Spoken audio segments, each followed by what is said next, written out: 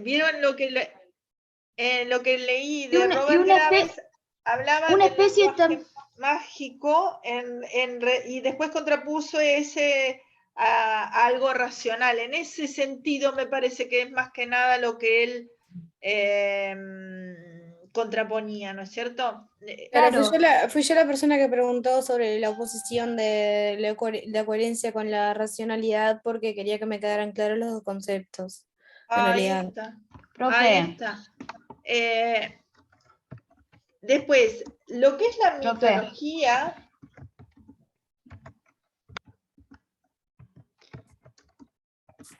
es la disciplina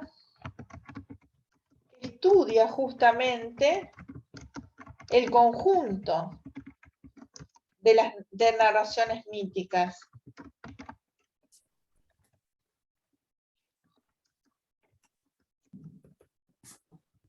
Escribe, analiza y compara los distintos mitos. ¿Ah?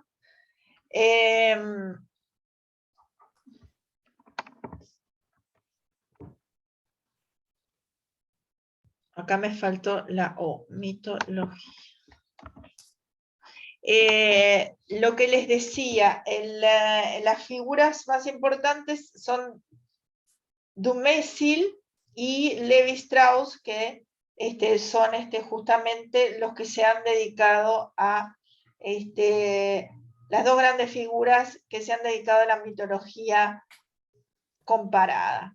Es indudable que la mitología griega ha influido en una manera decisiva en la literatura de Occidente, ¿no es cierto? Aparece una y otra vez bajo diversas formas en todas las épocas, aunque hay momentos en los que su presencia se hace sentir más.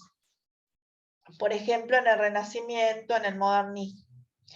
Northrop Frye es uno de los críticos que más ha estudiado la relación mito-literatura. El origen de la mitología griega está en Creta.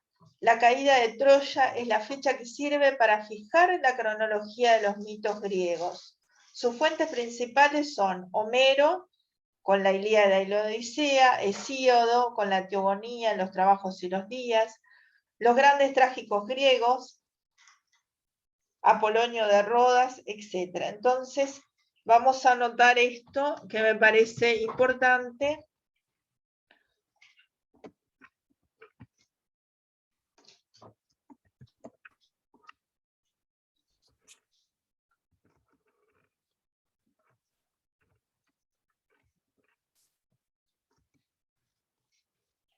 Vamos a anotar la parte de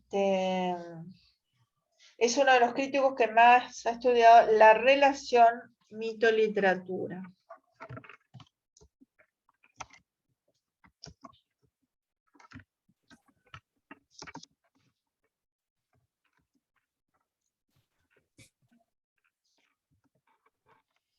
Y justamente les decía que el origen de la mitología griega está en Creta, la caída de Troya es la fecha que sirve para fijar la cronología de los mitos griegos. ¿Ah? Después, si entramos a clasificar, la clasificación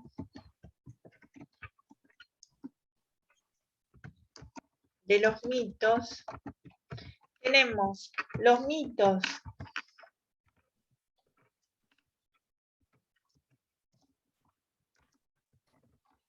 cosmogónicos,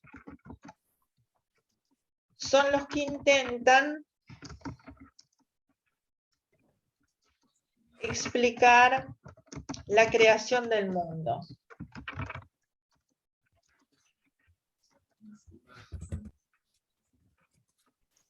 Los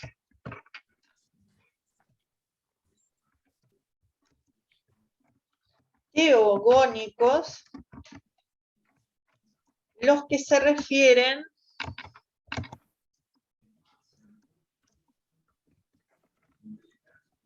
al origen de los dioses.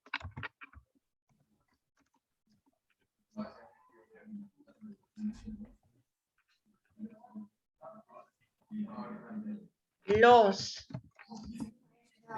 Pensé que no había llegado. antropogónicos. Pensé que no había llegado todavía. ¿A dónde? Hay una compañera centran con el micrófono abierto. en la aparición del hombre. ¿Está? Lo vamos a estudiar, por ejemplo, cuando demos la parte de la Biblia, ¿no es cierto? Ahí vamos a ver de los mitos en ese sentido, ¿no? La aparición del hombre, los etiológicos,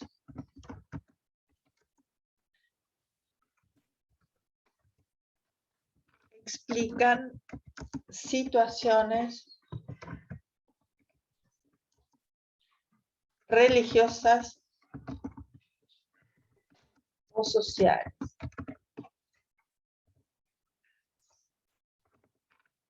Los escatológicos, cuando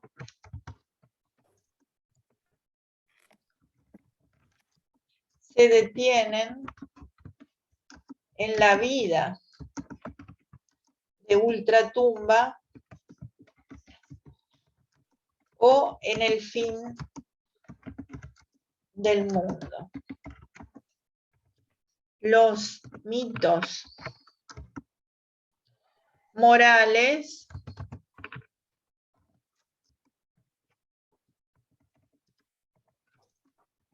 los que presentan principios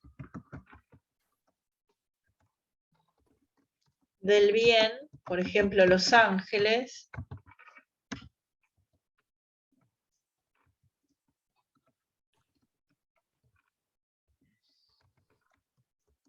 en lucha con los principios del mal.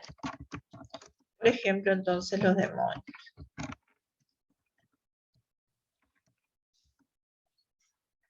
En la mitología griega afloran la mayoría de estos tipos, muchos de ellos mezclados. ¿Tá?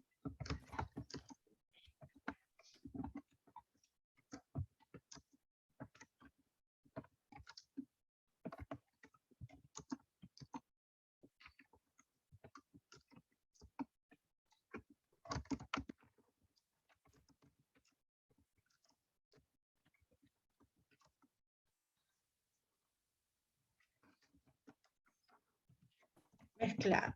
¿Tá? Y ahora, cuando nosotros veamos en las diferentes partes, ahora podemos ver, bueno, estos nos están explicando la creación del mundo, ¿no? Es un mito cosmogónico, o se refiere a lo teogónico, al origen de los dioses, ¿tá? O, como en el Génesis, antropogónicos, ¿no? Porque ahí no explican la creación, o sea, el origen de los dioses, pero están aplicando la parte del antropos, hombre, ¿no? Es decir, el ser humano.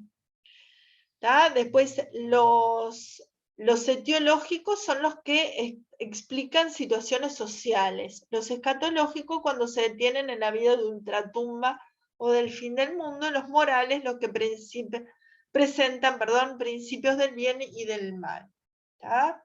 Esto sí, nadie me lo había, o sea, la clasificación, si bien yo no la pedí, pero tampoco nadie tampoco hizo referencia a alguna clasificación, que eso me parece importante que tengan una idea también para que ustedes puedan entonces ver. Bien, entonces ahora un poquito siguiendo con el tema de los mitos, pero ya empezando un poquito con la lectura, ¿no? De la obra, vemos entonces el canto 1, que cumple una función particular en la obra. Es la introducción general a toda la obra.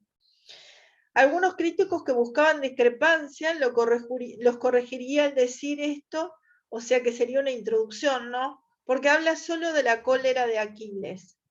Vieron que ese comienzo también antes era lo que sería un título, es decir, eso de la cólera, ¿no?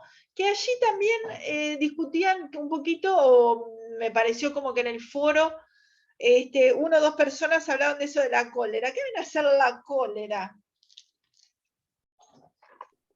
El enojo. Mira, Ahí está, ¿no? Pero el Ira. enojo exacerbado, ¿no? Es decir, no de, bueno, de se enojó un poquito, ¿no? Es decir, que el enojo que abarca todas las esferas del ser, Sí. ¿no? Es Como- decir, es el una enojo visión más desmedido. extremista. ¿Eh? Es como una emoción más extremista, o sea, como que rebasa lo que vendría a ser la Claro, palabra enojo, es como el enojo en todo su... potencializado. Ahí está. Nosotros hoy día hablamos más que nada de la ira, ¿no? El enojo o Claro. enfado. No se olviden que la ira, después posteriormente en la Divina Comedia, ya en un contexto diferente, pero la ira es tomada como un pecado capital, Pecado. ¿no? Claro. Sí. Acá es tomada como una ibris o exceso, ¿no? El hecho de la cólera, ¿no? Es una ira desmedida, ¿no es cierto? El hecho de la falta de contención de esa ira, ¿no? De ese ánimo de enojo exacerbado, digamos, ¿no? ¿Qué decía el compañero o la compañera? No sé. Me parece que la ira también, he leído por ahí que es una definición, que es un enojo frente a una afrenta específicamente, un enojo frente a o una ira frente a consecuencia de una afrenta personal o algo así, más específico. En el caso este también es, en la cólera de Aquiles es por una afrenta que le hace a Agamenón, ¿no? Porque al quitarle el botín es una afrenta personal. Y a su hombría. Entonces, leí por ahí que eso es un enojo, pero como respuesta a una afrenta. Ahí está, ahí está. Es decir, fíjense entonces cómo ese enojo actúa como ibris, ese ibris, el pescado de la desmesura, ¿no? Em,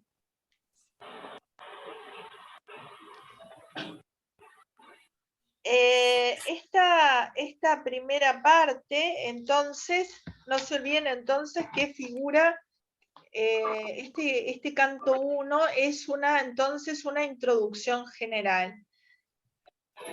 El tema esencial entonces es esa cólera del Pélida Aquiles. Pélida es hijo de Peleo, ¿no?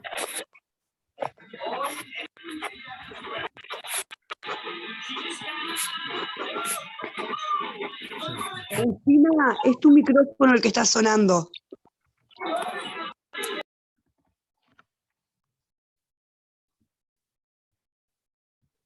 Bien, le decía entonces que esa cólera es como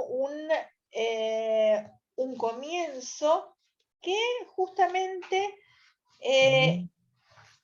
fíjense que dentro de lo que es la obra podría haber elegido otro lugar o otro momento para comenzarla, pero sin embargo el relato es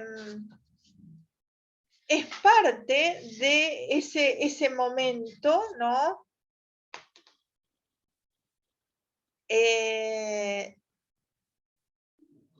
Y no abarca todo el relato de toda la obra, sino que es parte de la obra, de lo que se va a dar.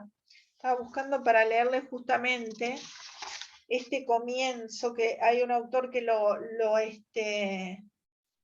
lo dice de forma muy interesante. No estoy encontrando dónde lo tengo porque...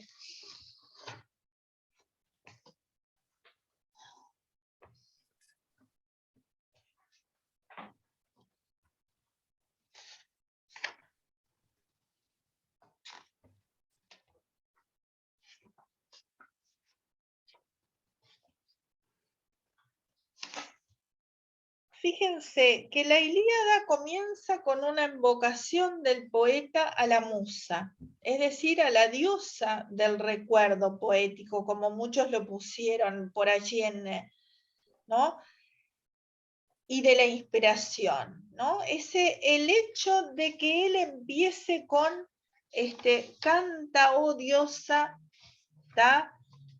La cólera de Aquiles. ¿Cómo se llama eso cuando se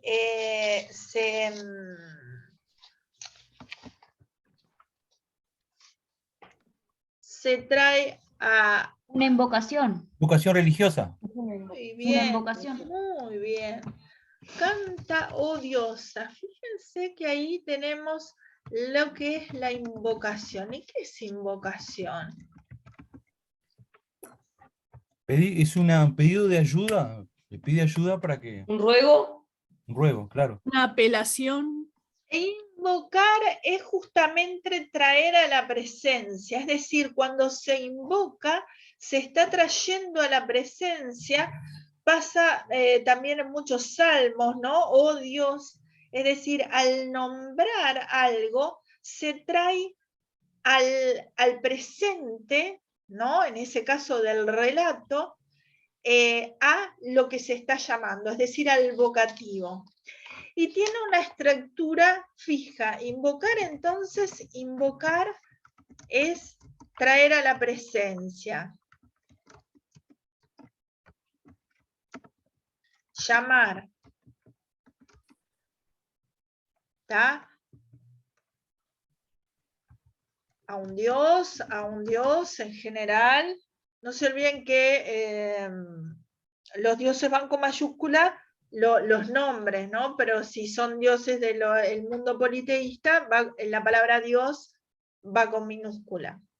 No así cuando es el Dios, digamos, cuando se habla de Dios en la Biblia, ¿no? Tiene una estructura la invocación, ese llamado, ese traer a la presencia, ¿tá? Que vamos a estudiar con las siguientes características, ¿tá? Características. Por un lado tenemos lo que es la presencia de los signos de exclamación. ¿Qué hace esto de los signos de exclamación?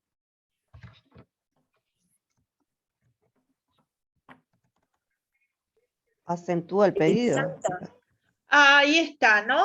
Le da Claro, otro vigor a lo que es esa expresión, ¿no?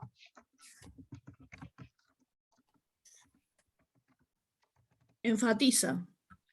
Exacto. En la oralidad, nosotros los signos de exclamación en general lo hacemos con una acentuación mayor de ese tono, ¿no? Es decir, con una Claro, para fuerza. ser más expresivo.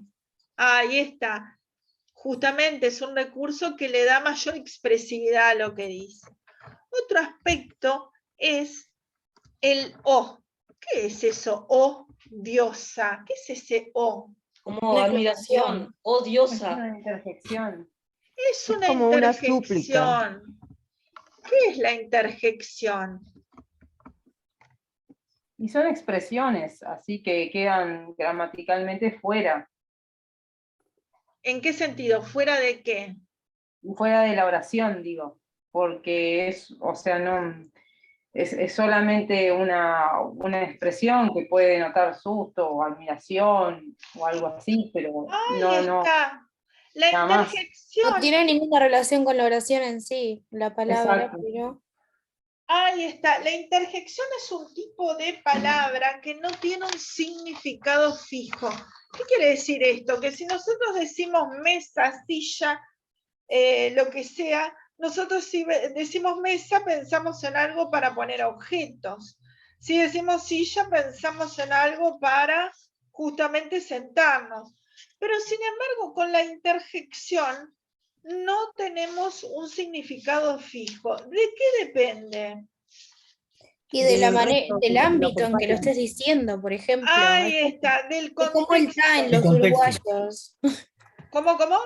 Es como el ta en los uruguayos. El ta te sirve para afirmar algo, o yo qué sé, mañana vas a casa ta, o ya está ta, no Sí, sé. sí, pero ¿entiendes? ojo que ta no sería una interjección, sería un modismo que en realidad sería Y sí, porque es algo abreviatura más de está, ¿no? informal. Esto está bien y quedó el ta. Pero la interjección, Profe, ¿sí? depende del contexto, ¿no? Depende del contexto. Aparte, la misma interjección sirve, por ejemplo, yo puedo decir A de dolor porque me quemé la mano, A de admiración porque alguien trajo un regalo, A, ¿no? Es decir, que la interjección es un tipo de Ayuda, palabra que no tiene, no ayuda a tiene un... captar también, ¿Cómo? no, que iba a decir que ayuda a captar también muchas veces la atención del oyente o del lector. Ahí está, ¿no? Es un tipo de palabra que no tiene significado fijo.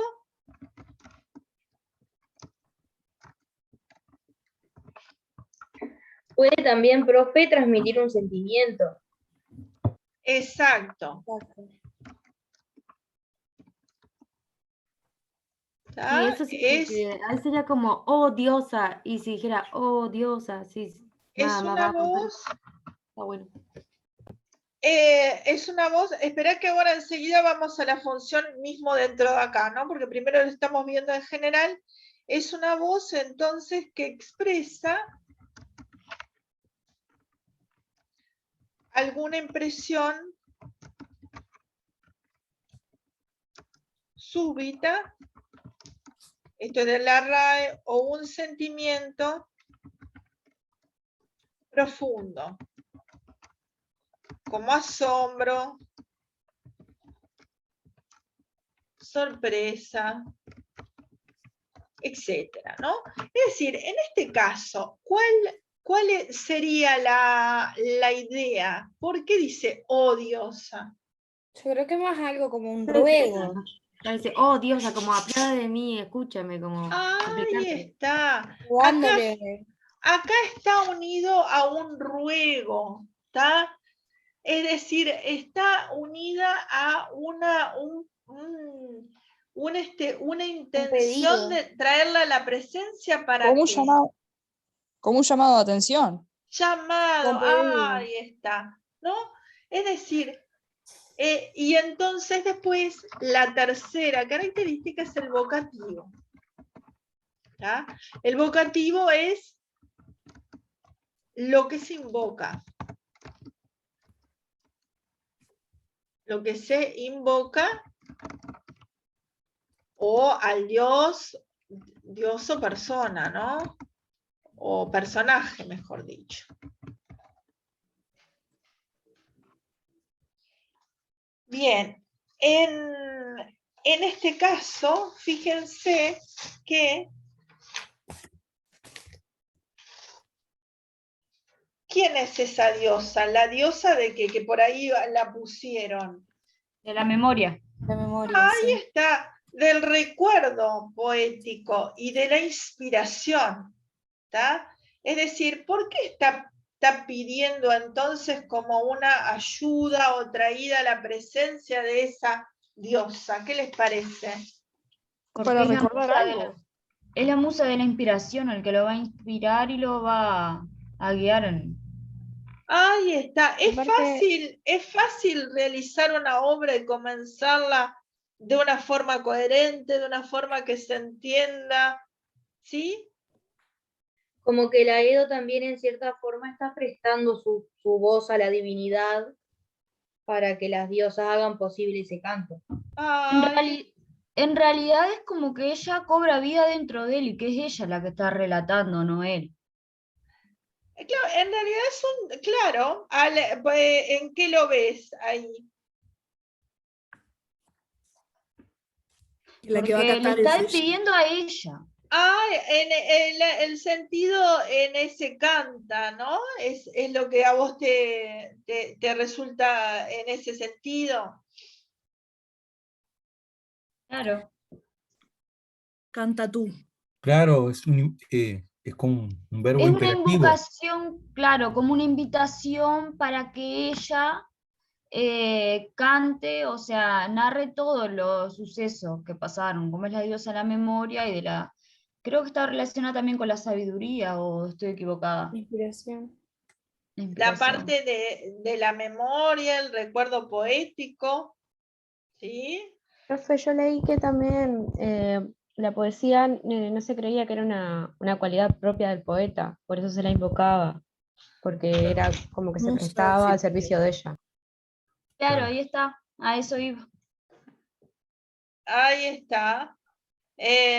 Fíjense que las leyendas griegas para hoy en día están clausuradas, pero en aquel momento era el hecho de estarlas tejiendo en esa instancia, ¿no? Mientras era un tema religioso griego, se seguía creando, ¿no? Entonces, la idea de creación también, ¿no? Este conjunto de leyendas míticas, ¿no?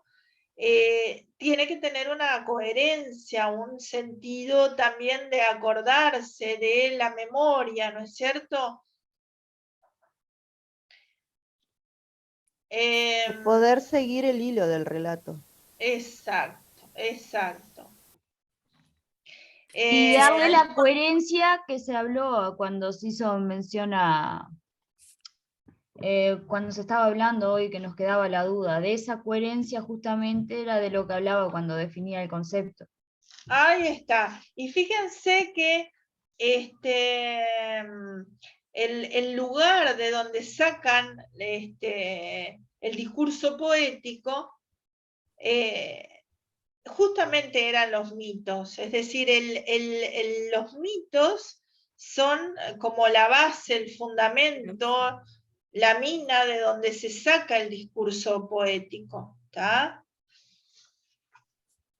Ahora, si será importante esta invocación a nivel histórico y demás, que nada, por ejemplo, llegó al Martín Fierro y en su segunda estrofa, cuando dice, Sí, pido a los también- santos del cielo que ayuden mi pensamiento, ¿no?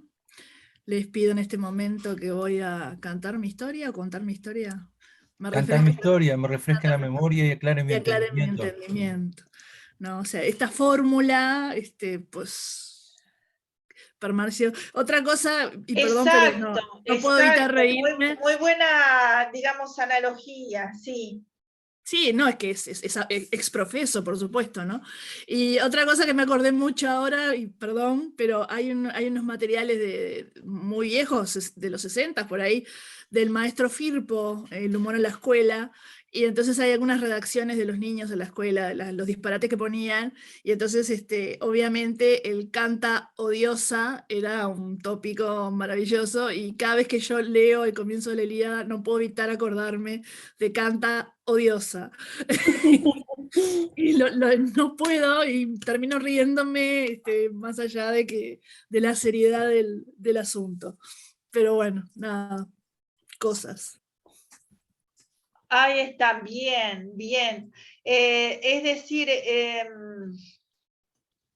ese imperativo que genera un fuerte pedido, ¿no? Junto con la estructura de la invocación canta, ¿no? Es ese pedido tan fuerte que genera esta invocación. Y después, entonces,